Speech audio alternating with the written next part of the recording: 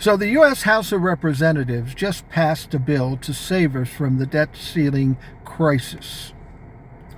Now, you heard a lot of complaining and people saying, I'm not voting for that, from the radical right to the progressive left. But you know what the final vote was? It was 314 to 117. Not even close. You would have thought it would be right down to the wire, but it wasn't even close. Frankly, it was a foregone conclusion. All this other shit you hear is posturing.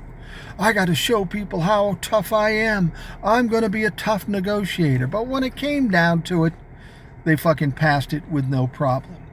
Now, next up, it'll go to the Senate and then to Joe Biden to be signed off on, and it will be the law.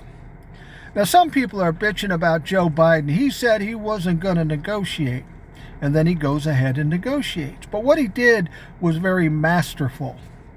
He goes in, he needs to get the debt ceiling raised. He knows that Kevin McCarthy wants to do it. He knows the Republicans want to do it. They're just talking shit to try to be tough. So Joe Biden gives him a couple of morsels that he can chew on and say he won.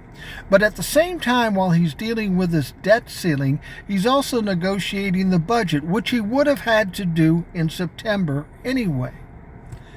But he got the debt ceiling done, he got the budget thing done, so in September he doesn't have to deal with that shit, and we don't have to worry about a government shutdown. We aren't going to have to deal with the debt ceiling till after the 2024 election. It's almost unheard of. I mean, by that time, the Democrats may have control of the House and the Senate, then it's not going to be a problem again. There's a lot of little things that you think Joe gave away, but here's what you have to understand. You know who administrates all those little changes? The Democrats, Joe Biden. So there are a lot of things that can be adjusted and changed after the vote.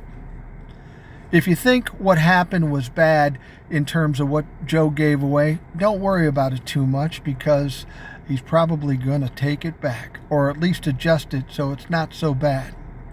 All in all, this was a great thing. I knew from the beginning that there was no way they weren't going to raise the debt limit, but people were really, really worried.